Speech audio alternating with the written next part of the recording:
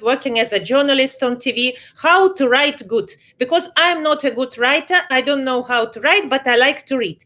Now we have a guest who can write whatever you want. He knows the golden rules of writing. He was teaching that in Yale University, in Harvard University, Holy Cross University, teaching thousands of people to be great writers, writing books about that. The author of the book, The Golden Rules of Writing, The Writing Code, and many others. Dear Charles Eucher, hello, hello, hello. Hi, how are you today? I'm very, very good. I'm very, very good. My first question to you, Charles, if I'm not a writer and our audience, they don't know how to write anything, they only write SMSs and they only read something very short. If you can tell it in short, what are the golden rules? I know you wrote thousands of pages and it's not fair to ask everything in few sentences, but are there any golden rules that business people can also use? Right. I think there's two things to think about right away. First of all, is that we construct sentences all day long and we dream in sentences all night long. So language is part of our nature, and it's natural to us. It comes naturally. As infants and as toddlers, we listen to other people talk and we imitate them, and we soon learn the kind of innate grammar of language. And so if you can talk, you can also write. So then the question is there a simple rule? Is there a simple technique that you can use to write well, to move from verbal expression to written expression? And the answer is yes. There's something that I call the golden rule of writing. And it has 2 parts and 8 words. And we can break that down a little bit if you want. But part 1 is make everything a journey. That's 4 words. Part 2 is start strong, finish strong. And we can talk about what that means and how to apply it at every level of writing, from the sentence to the paragraph to the section and to the whole piece. You know, that is a great rule already, Charles. Stay strong, finish strong, and how to move from one sentence to another sentence. As a director of the movie, I was taught that you need to move from one beat to another beat to another beat and raise curiosity. When you're raising curiosity like Spielberg, like, you know, like any great director, then, of course, it's interesting to watch, and I believe it's interesting to read also. Tell me, please, what's the meaning of start strong and finish strong? Well, it really begins with what I learned when I was researching learning and the brain. And what brain studies show is that we pay the most attention to the things at the beginning and at the end. So if people pay attention to the beginnings and the endings most, and if they remember the beginnings and the endings most, as these studies also show, where should you put your most important information? Well, it makes sense that you should put them at the beginning and at the end. And so that's what I mean by start strong, finish strong. And when I started to kind of examine this idea a little bit, and I started to read some of my favorite writers, whether they were you know, older writers like Fitzgerald and Hemingway, or newer writers like Laura Hillenbrand or some others, Joan Didion and some others, what I realized was that whether they knew it or not, whether they were doing it consciously or not, they always put the strongest stuff at the beginning and the strongest stuff at the end, and they used everything in the middle as a kind of journey to get from the beginning to the end. And that's where you have the drama that you're talking about, the intrigue, the suspense, the need to know what happens next. But in order to keep the reader with you, in order not to disorient the reader too much, you need to start strong right away. You need to say who's doing what, and then you need to end strong, which kind of concludes a point or sends us pushed into the next point. You know, there is a very famous movie in Russia. It's about Russian spy, of course. You know that Russians, they like spying and everything.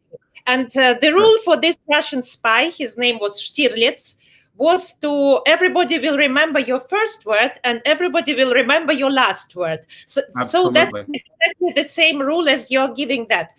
Anyway, you said that there is something that is very important. If you know the human's brain, we can use it. And you said that in your books and in your seminars, webinars, and while you teach in the universities, you teach guys how to burn good writing skills into a brain and create elements of writing. What are these elements? Okay, the beginning should be strong, the end should be strong, and we should raise curiosity. That are like very basic rules. What else we should know in writing? Well, here's what I discovered, and it was only after kind of trying and failing with some of my students at Yale many years ago. We used to have a lot of conversations about the golden rule and starting strong and finishing strong, and everybody understood it and they got it and they appreciated the science behind it, and then they would go and write their piece, and they would write in the old way that they did before, that didn't start strong, didn't finish strong. And so what I realized was that we needed to come up with a very simple technique, something that they could use right away, and something that actually took less effort, not more effort.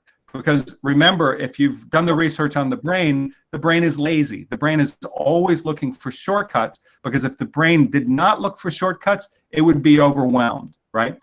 So I needed to find a simple technique to help students so that they made sure that they started strong. And so here's what I did. I told them to use the landscape format of their word processing files as opposed to the traditional portrait format. In other words, horizontal. Okay, you with me so far? And what I told them to do was write just one sentence per line. So write one sentence, period, return. Another sentence, period, return. Another sentence, period, return. Okay.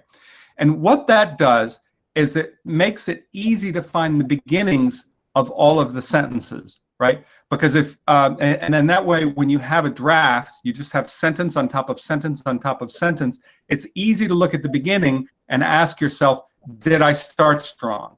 Did I say who does what? Did I say what the subject and the verb is? And that's really the key, because you have to grab the reader right away. If you create unnecessary confusion about what in the world this person is talking about, then you're going to lose the reader sometimes within just a couple seconds. It's the same in movies. It's the same in music, right? What's the most famous single piece of music in the Western civilization? It's probably Beethoven's Fifth, right? And it starts off in this totally memorable way. Bum, bum, bum, bum, right? And so he captures us right away. We have to pay attention to what comes next, because there's a little bit of suspense in that too. But he gets us right away with how he starts. And the same thing is true with writing. And so by using this, what I call the landscape view, by writing just one sentence per line, return, another sentence, return, another sentence, return, you can look to the left side of the page, and you can ask yourself sentence by sentence, did I start strong? Did I start strong? Or did I start in a kind of meandering, vague, general way?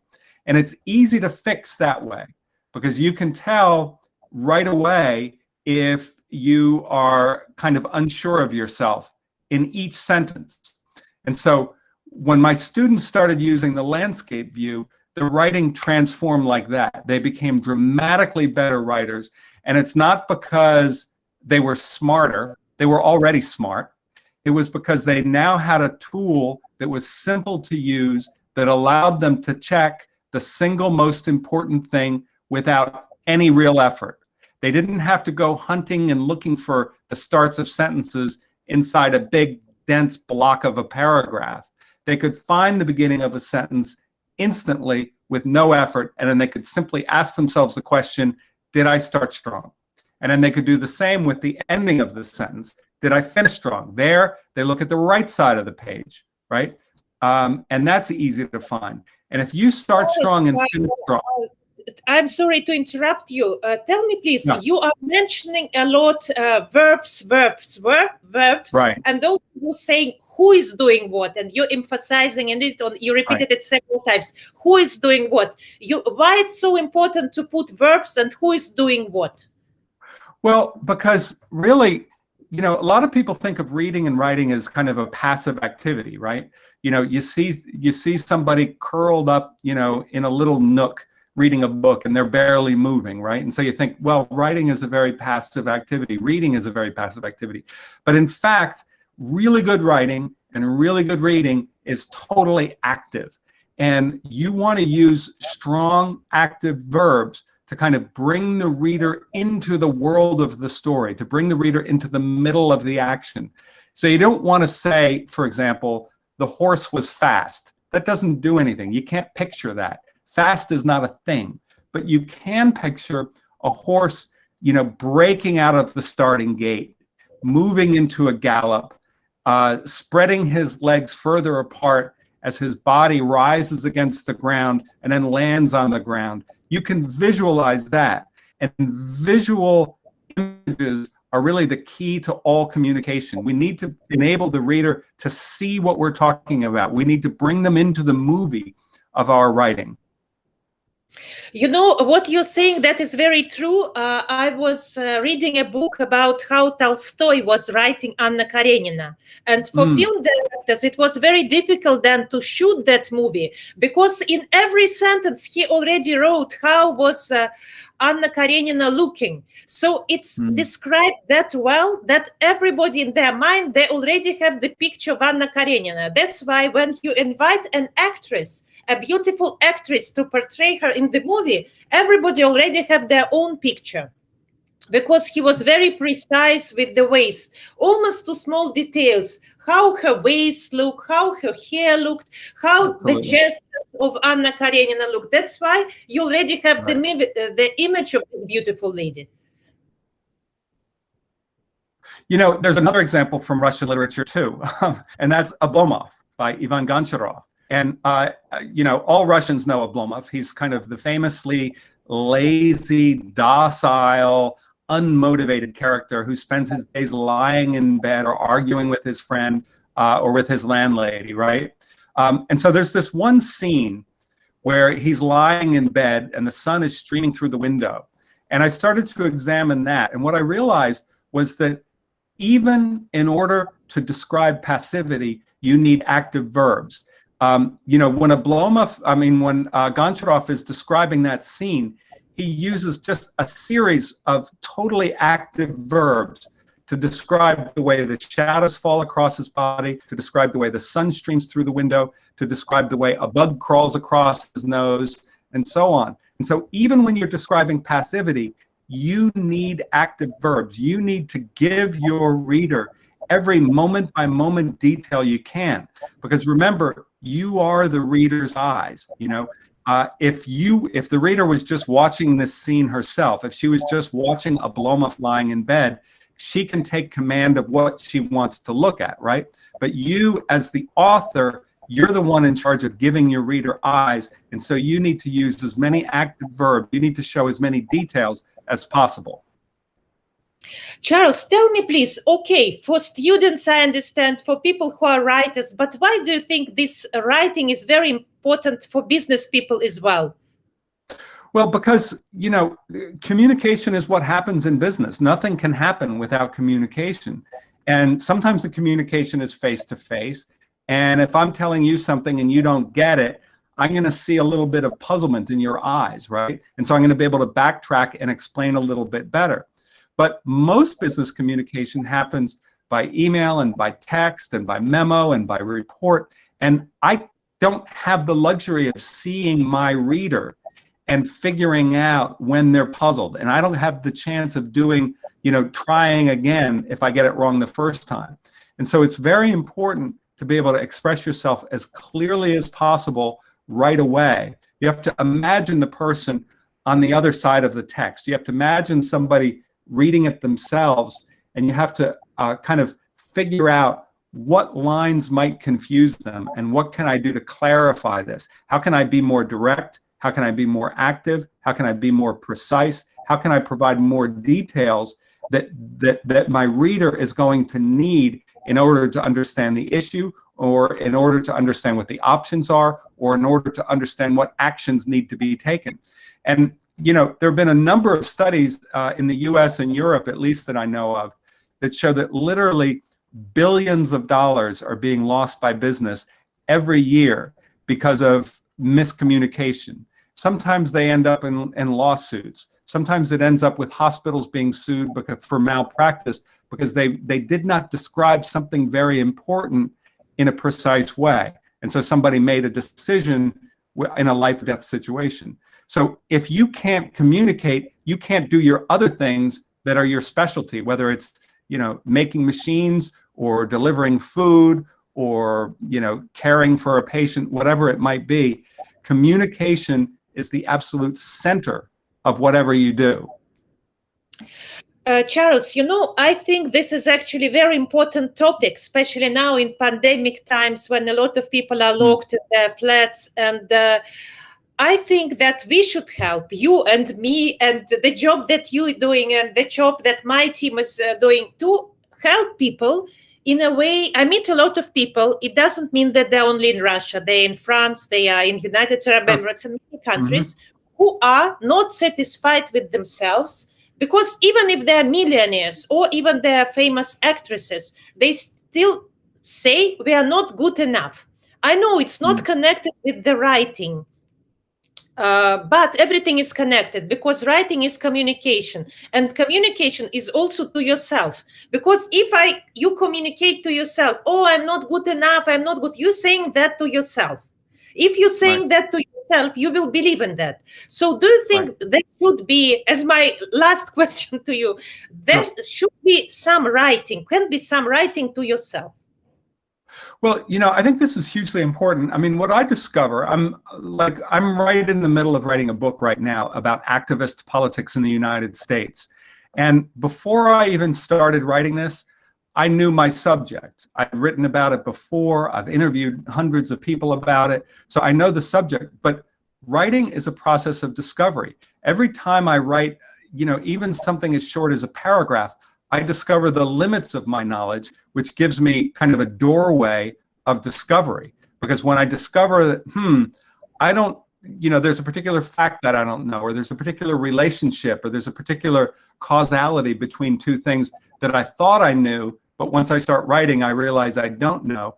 That kind of sets me off on a path to get answers to that question. So I like to think of writing as not just putting down what you know, but also discovering what you don't know so you can go and figure it out. And that's where it gets really creative. And that's where people in all fields, whether it's business or the arts or whatever, that's where writing itself, even if it's not published, even if it's not shared, can be a very powerful experience. I think that is very interesting, amazing, inspiring. I think all of us should write even a journal to ourselves. This is what I did today. Today I talked to Charles. He enriched me with the knowledge. I will start strong, finish strong. I will be curious. When I will be writing, I will be discovering. It's not that I will only put what I know. I will try to do extra step and to learn something new, and I will be precise. I will use a lot of verbs, a lot of actions, and a lot of details. And imagine who is the counterpart, who is reading. That is, I try to summarize in 5 words whatever you told and whatever you teach us today. I think that is very nice to know and very useful. And I would like our audience know that Charles Eucher, he is in United States, and read his books, join his seminars, study that, and it will help you in business and maybe even in a personal relationship. Can I tell you where people can go to learn more? Yes, absolutely. Okay, it's theelementsofwriting.com. And so I have a bunch of articles, books, information about seminars, all kinds of things at theelementsofwriting.com. Wonderful. So if you want to know the golden rules of writing, we have Charlie with us, who is an expert who spent many, many years, studying this topic and discovering, because I know that you are very curious and you like to discover. Thank you so much.